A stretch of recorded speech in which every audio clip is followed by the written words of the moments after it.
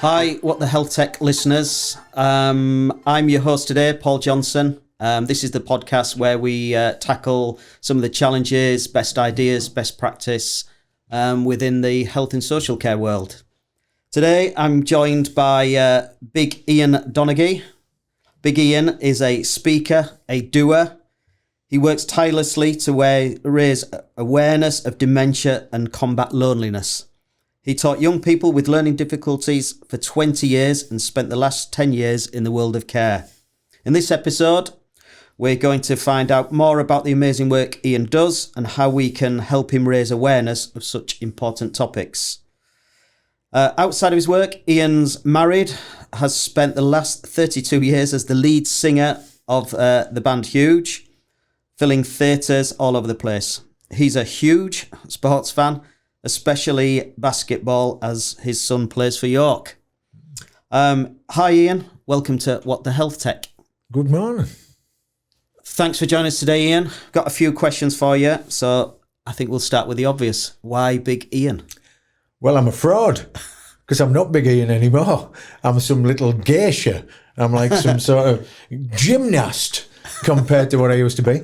I used to be 28 stone 8, a bouncer on North Street in Durham. 400 pounds, that is. 400 pounds. And it was my job to break up fights and prevent fights with my sense of humour. It wasn't using the fact that I was the size of a house. It was the fact that I was good with people and I would make them laugh and I would make them realise, do you know what, do we really want to do this? And so I always used my sense of humour to diffuse things and to distract. And it was a really good place to learn because a tough crowd is North Street in Durham in the late 1980s. And now I'm no longer 28 stone 8. I am a geisha like 16 stone 7. And so to be honest, when people see me as Big E and I walk in a room, nobody even turns and looks now, never mind gasps. I'm just a sort of tall bloke who looks a bit like Greg Davis or Dara O'Brien, unfortunately. Fantastic. I mean, I obviously the people things in communication's a big piece. So prior, you were in education?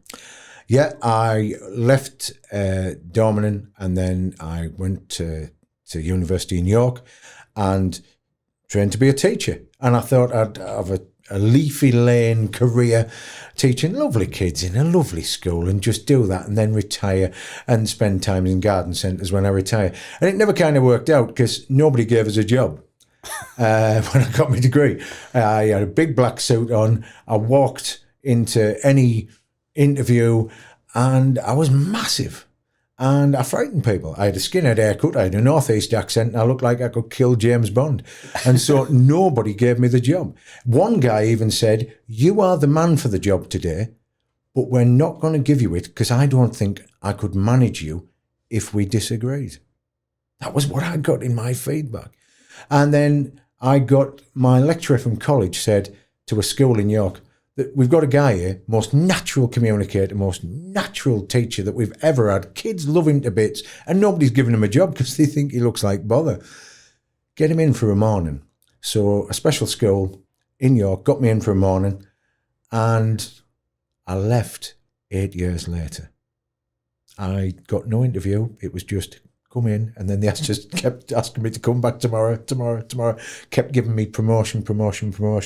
And then I taught there until I was headhunted to teach and work for the Home Office, where I taught unteachable kids, as they were deemed, and I went in and told them, I said, right, apparently you're unteachable. Do you fancy proving people wrong? And so it was my job to be a positive male role model for these kids and keep them in school. And we had a great time. We got one school from 18 permanent exclusions in a year down to 0. And that was the same year that my hair went from brown to just for men brown. Because honestly, it was so hard. But as you can see, you do those tough jobs, right? Special ed, bouncer, home office, tough jobs. Can I be honest? I'm in a studio in Wakefield today recording a podcast. Believe me, I'm not getting called out the ground these days. I cut my teeth early doors to do the nice stuff now. So what kind of, I can see the kind of this segue coming from how you're working and helping people that are maybe deemed to, require help or unhelpable, as it was phrased. So the plunge into healthcare, 2012. Got headhunted. Right. I was speaking at a conference and I said, it's a bit of a bold move. At an education conference, I actually stood up and said, schools have got it all wrong. My son is going to do the same exams as my dad did in 1952. 9 O-levels or GCSEs or whatever, you change the name, but it's pretty much the same thing. And I went, we're just hammering these round pegs into square holes all the time, and that's all wrong. And so this guy heard the stuff I was talking about how we should make education fit the kids themselves. And he says, have you ever considered taking these ideas into dementia care? And I went, no. He went, oh man, this would be amazing. So he says, how much do you want? He says, because I want you. This isn't an interview. I want you. You tell me how much you want. So I gave him a figure. He went, yeah. I just lost my mum. My mum had just died very quickly. And I was at a fork in the road, and I thought, this has come along as a bit of a present. This is a completely new start at 39. And I thought, this has come along for a reason. Because some people are with you in your lives. They're either there for a reason, a season, or a lifetime. And this guy was here for a reason. And I thought, yeah, I'll go for that. My CV is not going to disappear. So I jumped ship. I was going to be a head teacher. I was being fast-tracked to be a head teacher. And it's been incredible. The time I've had since being 39, I've been so lucky. People I meet, the things I get to do, because people just let me do what I want to do. They say, have you got a great idea? Do it. And that's why the magic's happened, because there's no parrot on my shoulder. People give me complete freedom. I work for nobody. I work with everybody. And that is the difference. If you feel like you're owned by anybody, you cannot be creative. If you work with somebody, you can make magic happen. Yeah, no, I advocate that. I mean, it's something that's passionate to us at Radar Healthcare in terms of working with people rather than being prescriptive. I mean, I've heard you speak on many occasions, and one of the kind of things that you've always said is, you'll make people laugh, you'll make people cry, but you'll make people think. That's a real challenge when, and we had a conversation before this as to making sure people are engaged. I think from your perspective, can you think of something that you almost the most emotional talk that you've given that really affected you or had an impact that you felt on the audience listening? Well, this is really fresh out the box, really. I spoke at the NCF conference at Warwick the other week. And it was the first time back in the room for all these managers who basically had been on desert islands for 2 years and had to delve into depths of themselves that I think that none of them had signed up for. And it was amazing to see them in the room together. And so I gave this talk about, it was called, You Don't Get It. Because I don't think they do get it. Because their nose has been so tight against the painting for 2 years. They've been on a roller coaster. The things come in like Alton Towers, and then they've just set off and gone. And they've had no time to reflect. They've had no time to... It's like they've been in a car crash and not understood it. And so I gave this talk, and I told them, just every morning on your bedside table, there's something you can't see, but you need to grab. I said, you've got a medal that you can't see, but you need to put it on every day. I said, because if you're still getting up and you're still going to work, no matter how wrung out you are, you've got 100% survival record. And they're still in the game. And I went, you need to celebrate that. And at the end of this talk, I did this song called Lift You Up, which is all about what care does. Beautiful song that one of my mates wrote at night to remember. And I made them all cry. And I made them all laugh. And I made them all, One woman came up to me and she went, you've made me think about me. Now that's some review. So at the end, I thought, well, that's been an 11 out of 10. That couldn't have been better. Oh, that was amazing. So the room was totally moved. And then something happened that I never saw coming. because I hold all the cards when I'm doing a talk, right? I decide on the feel in the room, nobody else. And then something happened. 180 people all got out of their seats, tears rolling down their faces, massive standing ovation. My eyes went as glassy as if I'd been watching a box set of DIY SOS and Long Lost Family, right, with a bit of repair shop thrown in. And I just thought, Adon, I'll make you cry. And really, I had to hold it back because it was so emotional and it was so powerful. And what it was just like an adrenaline hangover. And it was everybody suddenly realised, wow, how have we got through this? How are we still in the game? But they still are. And that is why all my mates say, oh, who are you talking to today? Who are you talking to today? You're always going about meeting really cool people. Because I meet really cool people. And that's why. And most speakers talk about them. You know, oh, look at my life. I've had a tough time. I've done this. Or look at this. This happened to me. You know, or I went to prison and now I haven't. Give us a prize. Right? Well, I've hurt nobody ever. Right? And I've helped lots of people. And I like to celebrate and shine a torch on the achievements of the people in front of me and show them the person that everybody else sees, but they rarely do. And that's why I do it. No, it's powerful stuff. I think that's a kind of natural link in. So I know something that you're immensely passionate about is loneliness. And I know you've got involved in various campaigns. I mean, you know, from your perspective, it'd be good, you know, do you experience that? You know, whilst you're sharing and celebrating other people's experiences or helping them, sometimes you can neglect yourself. And then the second part is, you know, what is it you're doing in this space, you know, and raising awareness, you know, some of the amazing things, if you can share those. Right. Well, the thing is, I work by myself. It's me and a phone. I get to dip into other people's communities and then I get to dip out, which is quite nice. But can I be right? Recently, I did 4 weeks where I was working on projects that was me and a MacBook, right, on my lap, right, with a lot of toast. And I just thought, I hadn't seen anybody for a while. I felt like doing a Tom Hanks thing and having a football with a face on it, you know. And I thought, goodness me, this isn't very nice. But recently on Dragon's Den, Peter Jones had a guy on who made accessories for bikes. So you can turn a bike into an exercise bike in your house. And this bloke was there, and they all sat there on their thrones. And he says, right, so this business has made 300 grand. And what have you done with the money? He went, well, I haven't spent it. And he went, so what do you do with your week? And he went, well, I work 3 days a week in a bike shop. He went, oh, do you own the bike shop? He went, no, I just work there because they're short-staffed. And I work in the bike shop 3 days a week. He says, but you've made 300 grand in the last year out of this bike accessory event invented. And Peter Jones flippantly said, are you lonely or something? And this bloke turned round to this massive 6'6" multi-millionaire and went, yeah.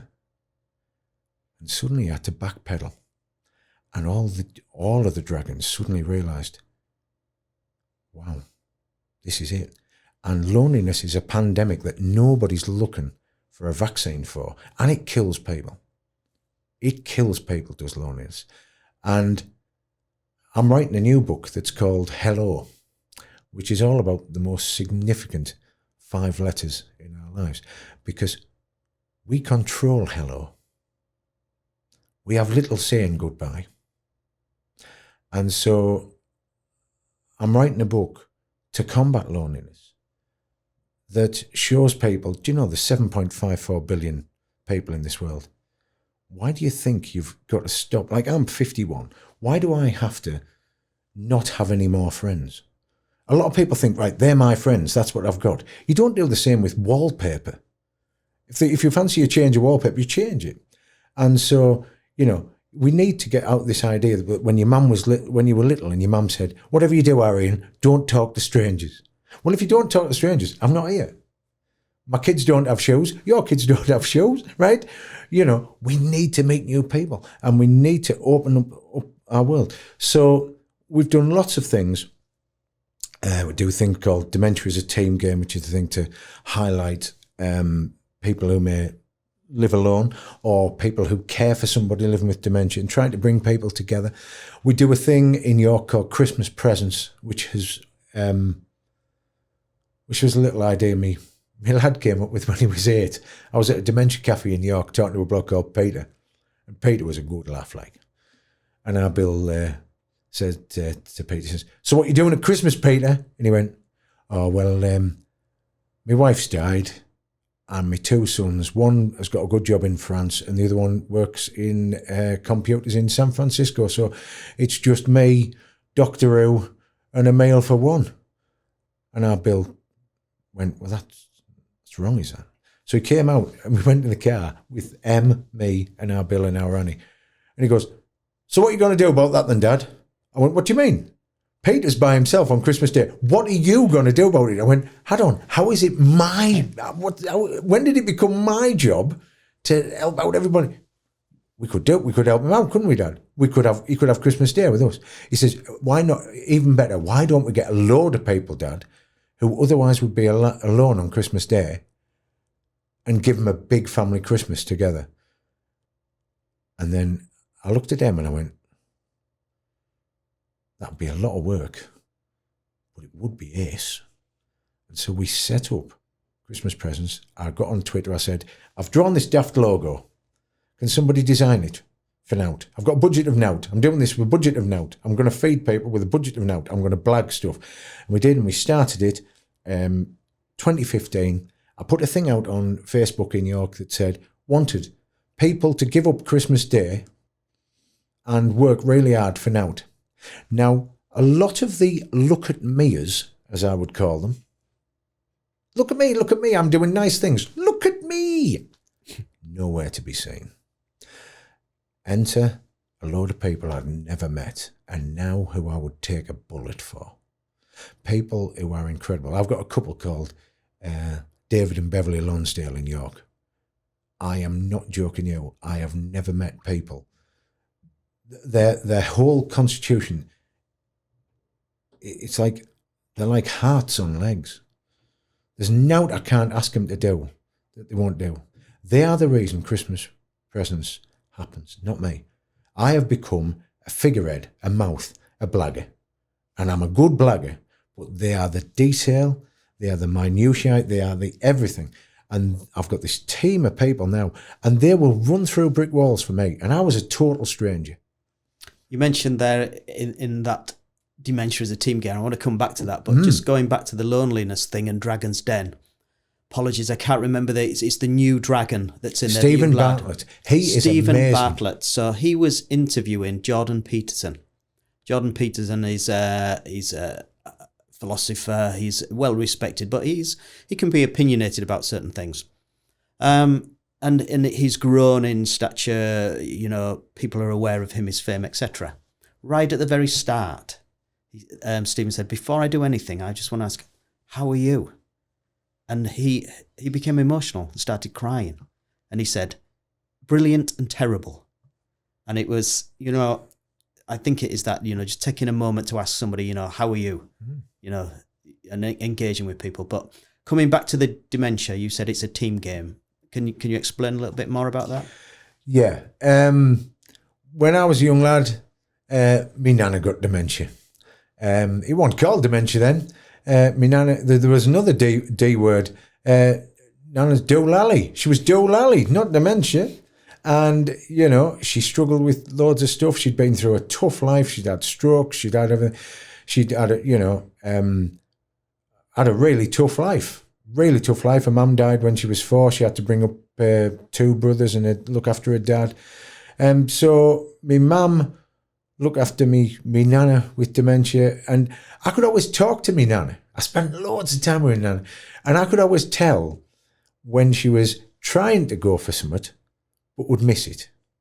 She'd talk about having a Black Forest grotto, right? She'd say, "Oh, that, I watched that snooker player, Doug Lovejoy." She'd always get things muddled up. And she'd be saying, "Oh, that film?" And I would be, somehow, everyone used to say, "How can you just work out what your nana wants?" And she said, her, that little woman. I went, "What, Margaret Rutherford?" Margaret Rutherford. And everyone would say, "How do you know what your nana's thinking?"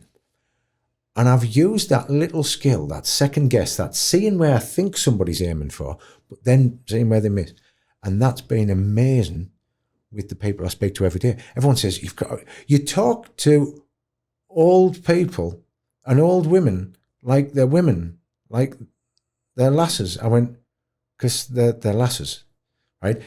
Nobody thinks they're old, really, right? And if you ask the question, at what age do you get old? Well, when we Saga holidays, by the way, Saga holidays are for over 50s. Can you believe that? Who's going on a Saga holiday at 50? Not me.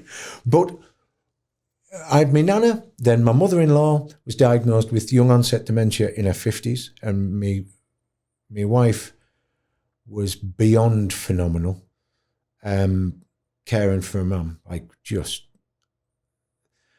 incredible, but not unsinkable. So we had that, and Liz passed away just before the pandemic, thankfully, for everybody. And then my dad at 80 had a stroke, and my dad would have been the cleverest bloke I've ever met now, but unfortunately dementia's winning. He's 86, there's loads less of him, but he's left me with all the bits that I'm using every day. If you were to meet me dad years ago and see me in front of you now, you'd go, yeah, I think it's fair to say that's his dad. No paternity test required. I even move like him.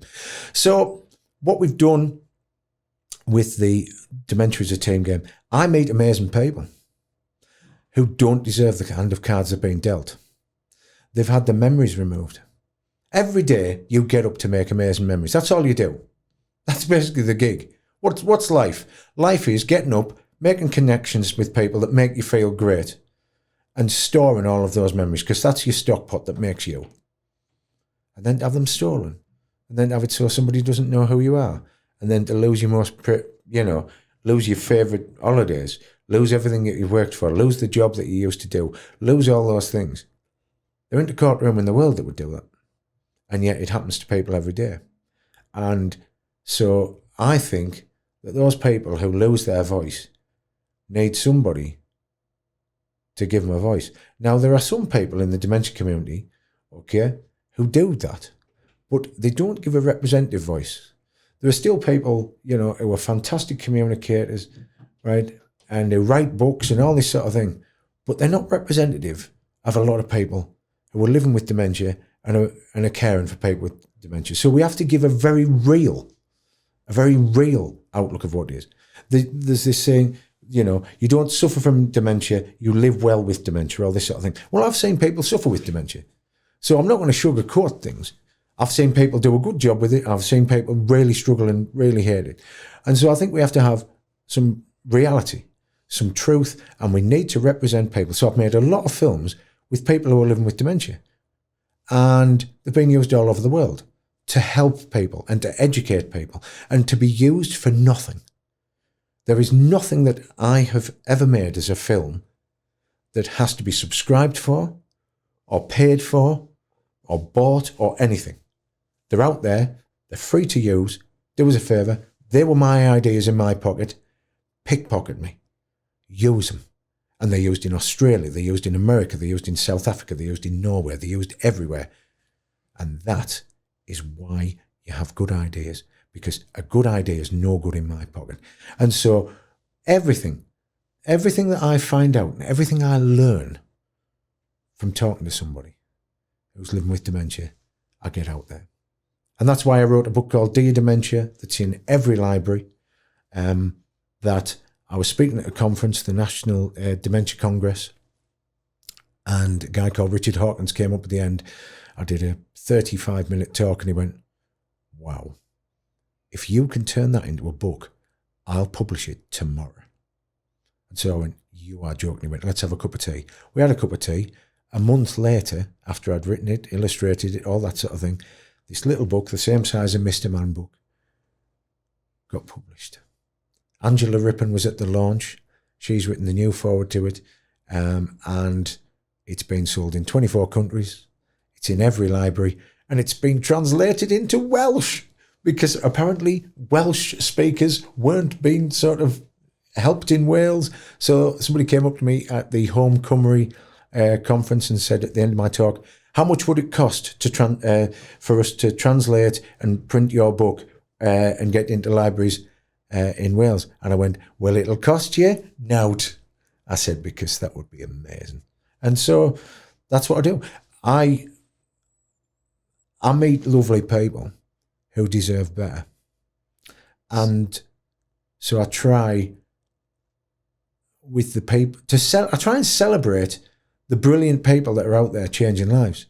And I meet plenty. People who are just incredible. Like in the world of care, there's people like, there's a lady called Ros Heath. There's people like Anita at Wren Hall, all these people. And they do things differently. They do the same things differently. And they're not scared of a daft idea. Landermeads has a Rover 200 cut in half. It's the front half and it's bolted to a brick wall. You can get it up, you can clean it, you can change the tyres, you can get in so all the guys that used to be mechanics, I used to tamper with the cars, it's there in the garden. Now they could have had a lovely flower bed, but they haven't. They've cut a Rover 200 in half and there you go. How cool is that? So some days they'll just go out and clean the car. Fantastic. It's all about ideas and people and connections. And we need to celebrate that because care now is collaborative. It used to be the clever kid at school who covers their answers. And now care is all about collaboration and coming together and sharing good practice and sharing dreadful practice and holding their hands up when they get it wrong. Right? Holding their hands up when they get it wrong and then just sharing all of it. And that's what it is. Caring is sharing now. And it's changed in the last 10 years. People are more collaborative, and with things like Twitter, with things like LinkedIn, there is this real lovely supportive community.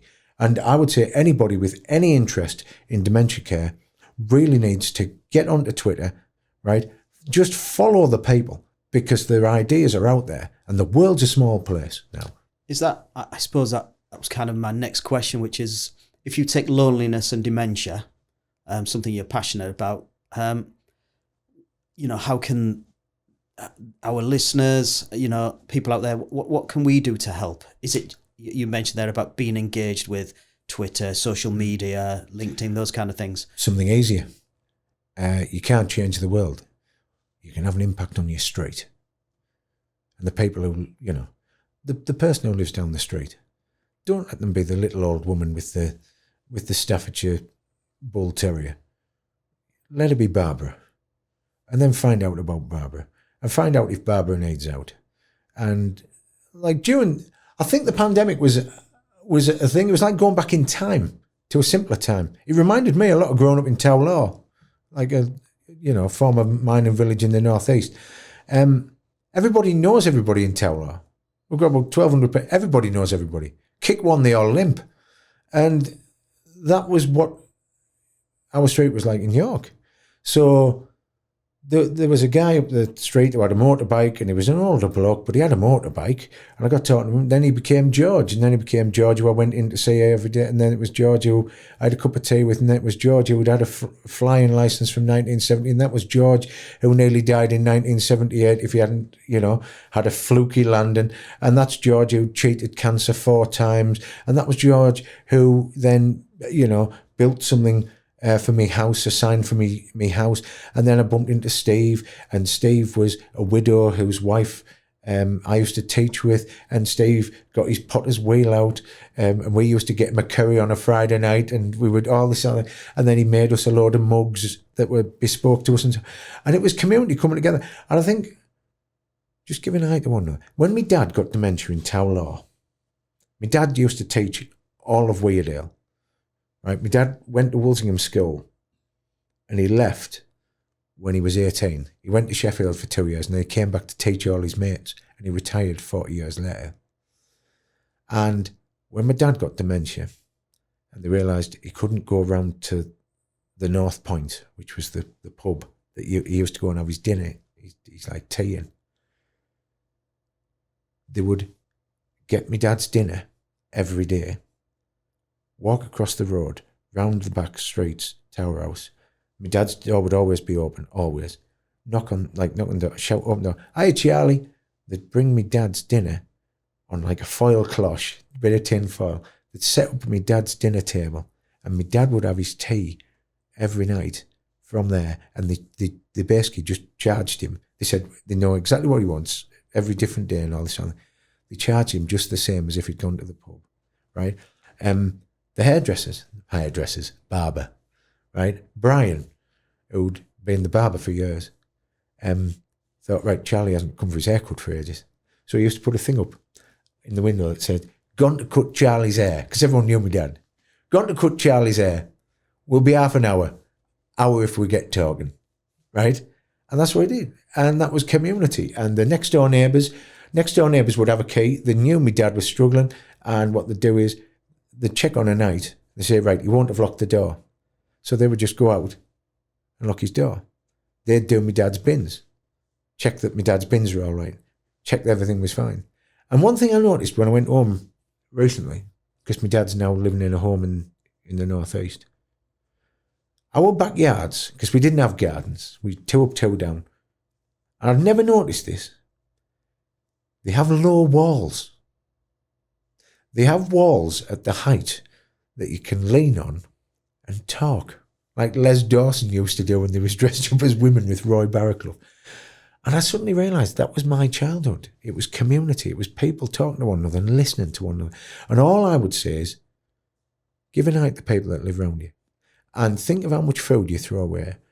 And would it hurt you if you're making a ginger cake or a chocolate cake to just get a third of it and just wrap it up in foil and say, try this, right? I've made this. Because I'll tell you what, nobody's going to say, no, I don't want to taste your chocolate cake. And that's it. Little connections. And it just starts a conversation, and it means that nobody's a stranger. And with the Christmas presents thing, on 2020, we weren't allowed to do it. And I just put a thing out there and said, we can't do it. Too dangerous. Do me a favour. Sort out Christmas dinner for your next door neighbour. Right? All of you. Just do it. And that was amazing. Then the next year, 2021, we weren't allowed to do a big party as we normally do. So we went round individual homes and we did 80 people's homes on Christmas Day.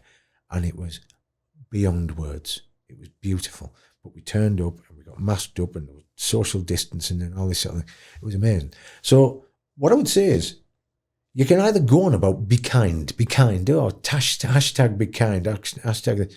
Do you know what? Stop talking about it. Do something about it. Yeah. Be about it. And it's not hard. And I tell you what, it's an addiction. If you start doing nice things, right, it's a really selfish thing.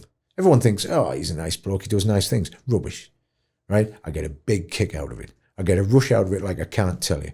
I gave up drinking 5 years ago because I had to write some books. And I needed to be like sharp as a tack all the time. It is an addiction, is doing nice things. And you can be the most selfish bloke in the world and do nice things because you gain from it. You win, the people you help win, everybody around you win. If somebody looks on and thinks, why is he doing that? Oh, I'll have a go at that myself. It's contagious and it is the best thing. And I absolutely love it. I love that line. I think it's a great takeaway is, you said you can't change the world, but you can change your street. I think, just look, in your own community. Powerful stuff. It genuinely is. So kind of something we ask everybody that comes on here is to share a moment. This can be something that's a little strange, a little weird, a bit of fun, something funny, a moment that you've had across all your experiences within healthcare. Is there a moment that you can pick out that just took you by surprise a little bit? It was funny, it was strange, whatever. You just share just one experience. Right. There was a guy called Ian in Nottingham. And he was a big guy in his 60s. And he had a thing called PSP. And it's something super nuclear palsy. Basically, he lost the ability to communicate.